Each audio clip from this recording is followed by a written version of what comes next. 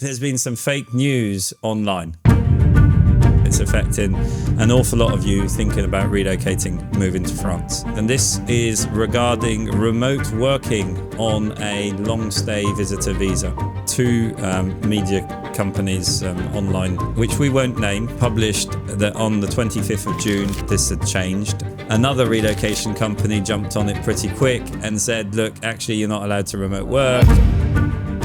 We see now lots of clients that have been emailing us and saying, hey, is that possible? You told us it was okay. Yeah. Quite scary, so we were, quite scared as well. We've got this email from the consulate, which was the answer in red, in capital. Yeah. They say... You've got to read between the lines, I think, because these lines are sometimes a bit blurred.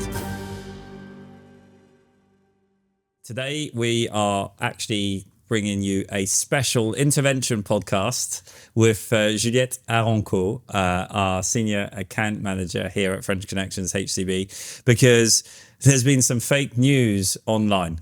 And it's really important that we address this to you guys as soon as possible, because it's affecting an awful lot of you thinking about relocating, moving to France.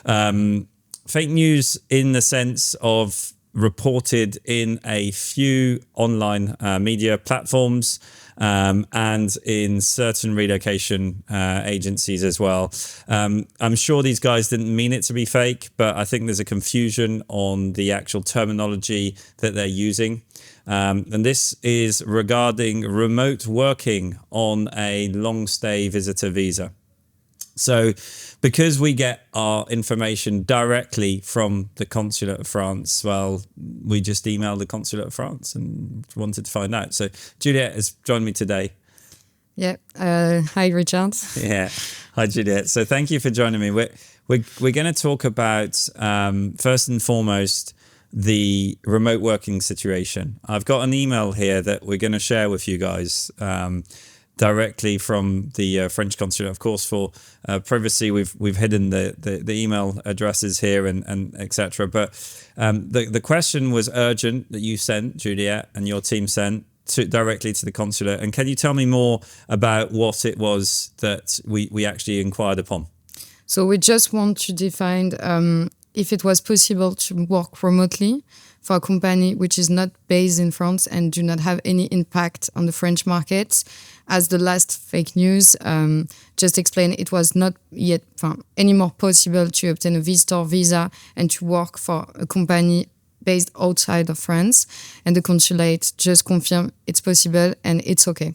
So more probably on there was two media companies online, which we won't name, but they're quite big names, that published that on the 25th of June, I believe, this had changed, and it was from a tax perspective that it had changed. Yep. The first thing that we've got to dissociate is that the tax office don't dictate what the embassy and the immigration rules do.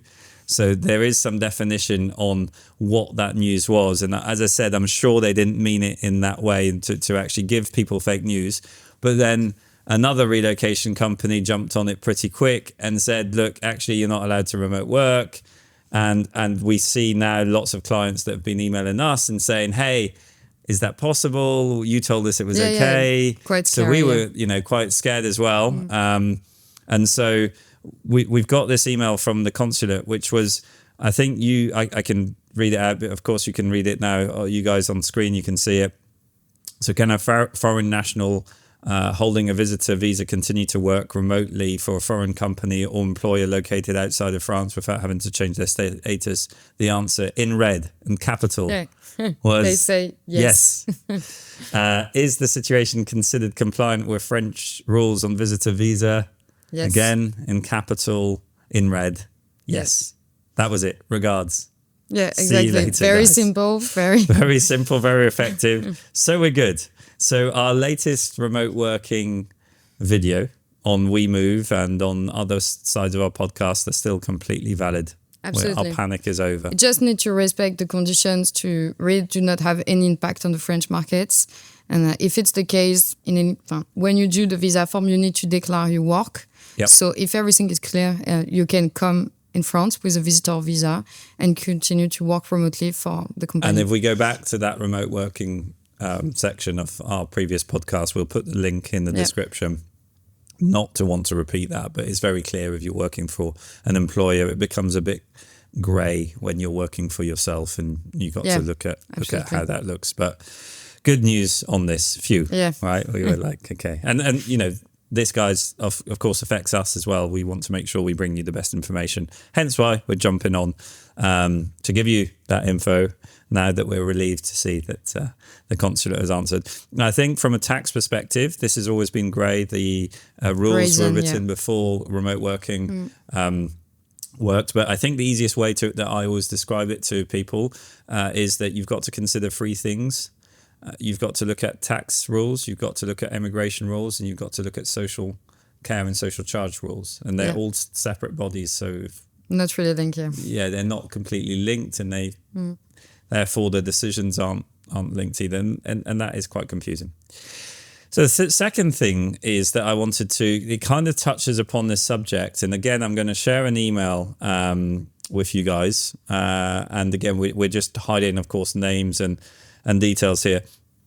And this is actually a situation that's been happening and arising more and more for clients that moved and want to change their status. Yeah.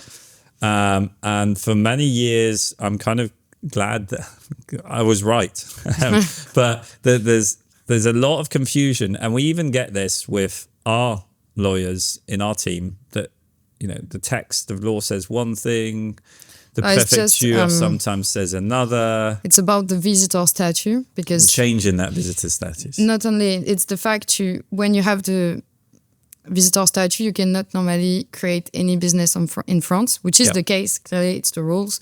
So this email just confirm you can change your statute from a visitor to, for example, working visa or anything, and also you can rent and create money if you are non-professional as a visitor, which is, so we had the confirmation, the official We've got confirmation. the official confirmation here, but that has got to be less than 23,000 euros. Exactly. And what that can actually be is that if you put your situation, you purchase the property under a company and which would usually be called an SCI, well, it's the only company that you can create. Yeah. And then it would be impôt sur le revenu, not impôt sur les sociétés. It would be okay, and as long as it's less than 23,000 euros. Exactly. However, the change of status is still possible. See, finally, you really want to create a business or anything, but that's you can. for over 23k. Exactly. Problem is you got to get this right at the start, because otherwise there's a cost of change in the ownership between your own name and so and this is really big information here. Definitely. Because and it's a lot of data, so it's just crazy to have this. So we're really fortunate to have this. Again, I'm emphasizing here that I'm sure that the companies that give this advice online and write blogs and do webinars, etc., do not mean to not give the right information. They're just maybe not subject to as many cases as we are. Exactly. It's from the experience and just the contact we have, case by case. We receive this type of information. Hopefully, both information was received the same day. So actually, ironically, we had the both. I mean, for us, it's like a big deal because definitely. It's advice. And so for those watching, these bits of advice are quite often when you're relocating are over 2 or 3 years. So they are subject to rules and regulation changes. Yeah, and it's just to receive a confirmation right by the authorities, because from the experience we can define what is possible or not, but we didn't have this right confirmation officially. You've got to read between the lines, I think, because these lines are sometimes a bit blurred. Yeah, absolutely. And it's great news. It's great news for you guys watching. It means that, just to clarify, you can continue to move to France with remote working statuses. You can be in France with your 90-day allowance, maybe in remote work. And you can also actually have a status that allows you to buy a activity of a gîte or something that would be a rental passive income without it exceeding 23,000 euros. As a non-professional, yes. As a non-professional. And then you can change your status as usual. but with a business plan, with all of Yeah, these yeah, things. it's some step. But that's why it's important to define the strategy before to move to France, before to buy, to know if you want to buy as with SCI or in personal name. So, yeah. Reminding everyone that we have this in-house. Yeah. So obviously all of the legal backing and accountancy backing. But it's good news. But it's good news. Yeah, really good news. Great news. On that bombshell, Juliette, we'll leave you all. And thank you so much for joining me today. Thank you. And thank you all for watching. As always, if you want more information, you can go in the description box below. You can schedule an appointment with myself or with a member of our team. And of course, don't forget to like and subscribe. And of course, share this information on Facebook, on all of the things that you might find online, because we want to get this information out there as much as possible. Thank you for your help, guys. See you soon on the channel.